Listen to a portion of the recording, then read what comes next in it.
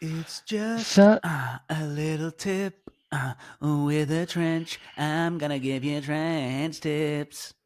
I like it. I was going to go for a different song, but I'm actually glad you went for that one. What song were you gonna go for? I give you tips.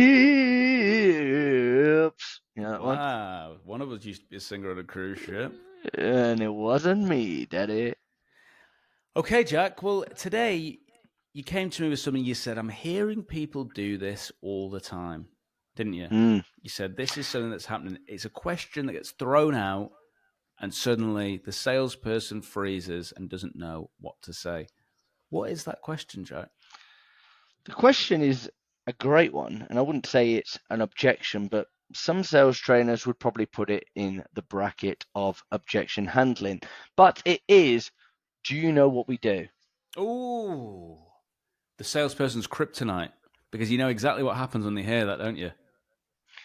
They either lie or they crumble. Exactly. There's that panic. I've been exposed.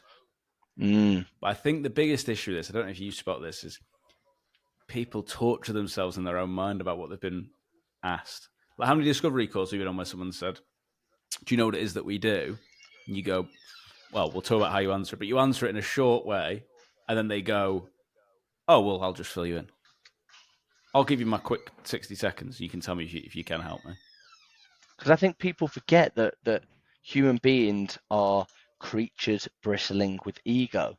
So actually, if somebody has the opportunity to tell you what they do and why they do it and how good they are at it, that's good. That's going to get you Mm, brownie points. That takes us back to that invisible sign around the neck, make me feel important. Tick, tick, tick. You're letting them, you're actually, by trying to answer what it is you think they do, you're doing them a disservice. I've said it there. exactly. It's live. We're recording. Exactly. Exactly. We're recording. It's live. Please do not swear. Okay, well, let's play it out then, Jack. So I'm going to say to you, you've hit me with your pitch. We're on a cold call, and I've just said to you, look, do you know what we actually do?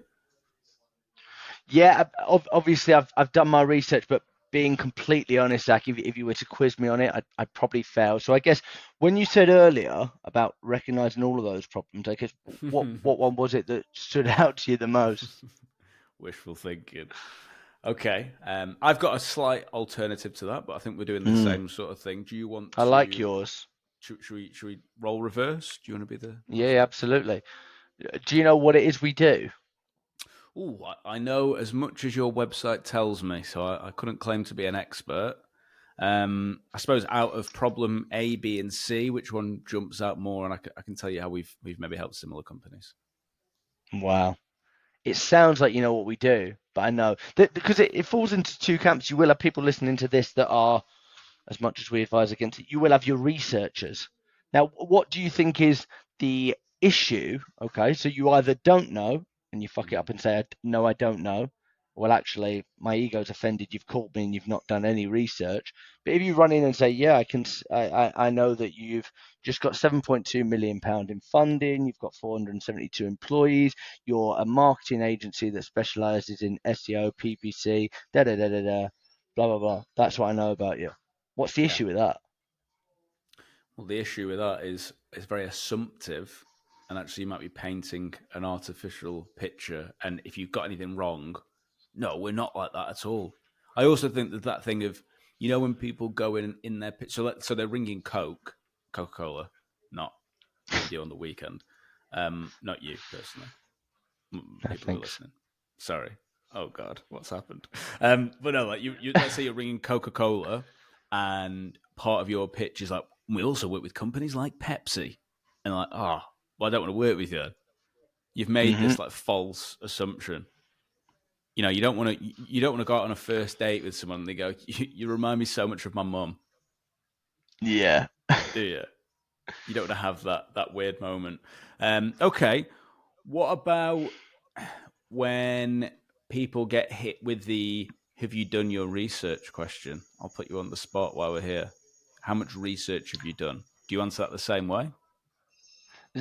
Similar ways, but I guess research it in terms of knowing what you do as a business, knowing when you were established, knowing what you did with the team in 2013. research is a big thing. I'm trying to clarify why. Firstly, and then I'd probably end with it feels like there's a reason that you, and I'd maybe try and use some humor there, but it feels like there's a reason you're asking me that. You're testing me. We're about to do a we have a meeting pop quiz. But why are they asking that? Have you done your research? Exactly. Can I give you mine? Please. I should This actually, that was rude of me. Sorry, let's do that again. Zach, can you give me yours? And can Yeah, you I answer can. the question? Well, hello. We'll edit that in post. So mine is very similar to the one I gave before, but I'll give you a slight different layer to it. So Jack asked me the question. Have you done your research? Ooh, good question. I've done as much research as your website allows me. Anything more than that, and I might be making some dangerous assumptions. But it feels like if I did do some research, there's something you were hoping I found. Mm, like an intentional misstatement. Yes, and I think it's So you're, worthwhile here giving a word on tone. Okay, so sometimes in a transcript, like I remember when we were first starting to really get things going in this business, there was moments where like I'd text you something from a script or say this or this question, and you would almost read it in a blunt way, wouldn't you? Like, and I think a lot of people do that where you're looking at like a sales transcript. So there's a mm, big difference between have you done your research? Oh, it feels like you were looking for me to find something, and oh, feels like you've asked me that for a reason. mm. There's a massive difference between one of them's very soft, cheeky, chappy, feather duster, like quite hard to be offended by that. The other one is straight away like fire and fire. Which I feel like it never wins. But I see a lot of salespeople that take this approach and they deliver it like a sledgehammer to the temple. But Yeah, actually, like you, it's not a challenge on like what are you there to do? You're there to find someone who has a problem you solve and the motivation to fix it, not to completely change someone's stance on the concept of research. You yeah, know what I mean? Like yeah, yeah. fight the right battles.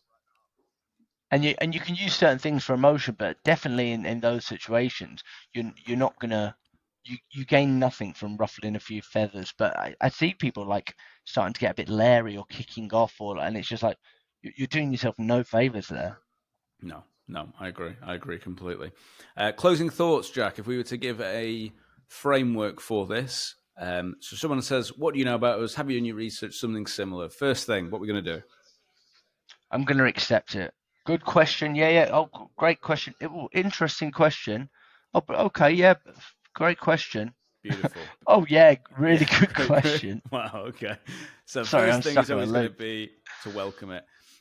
A little bonus tip on that: practice making that sound very genuine. You might have said "good question" to 100 different people, but it's the first time you spoke to that person. So make it feel like it's Mm, a genuine thing. Second point is you want to, I think, answer with a bit of common sense. I've done as much as your website allows me, or I've got your LinkedIn profile up, I've got your website up, but I've done as much research as they allow me to do. So I am mm, still meeting you halfway. And then the third point, I think, is some sort of question, because the person asking the questions is the person in control. If you say, mm, "Yeah, I've done a bit of research, I've got your website open here." Okay, well, what do you know about us? Oh, I know you're an award winning mechanical and electrical contractor based in the Midlands. Okay, yeah, but what else? Like before you know it, if they're asking the questions, yeah, you've yeah. totally lost it. Well, look, And I Jack, I've think enjoyed talking to you today. I've loved talking to you. Yeah, I think it's been really, really good. I know we don't get to speak to each other that often. It's probably 4 to 5 hours of a working day that we spend with each other. Yeah, So the opportunity to sit down and chat shop with it's you not enough. is always a gift. It's not enough, but it is a gift from God, and that's why they call it the present. It's not enough. So, what should we give as the task to people who've made it to the end this week? If you made it to the end, what I want you to do is I want you to find Owen Richards, the CEO of Air Marketing, on LinkedIn and send him a message saying, I've done my research and it turns out the boys from Wham were right. and then get a little screenshot, send it to me and Zach. Zach's worked out this new thing with the tax, and he's got 7 £100 vouchers from Amazon, and he'll give you one of them. 7 £100 vouchers from Amazon. I will send those over to the first 8 people who send me a screenshot with that. I've been Zach Thompson, and I've been trying my bloody hardest. And I've been Jack Frimpston, and I've been here for a long time, not a good time. Thank you, and take care.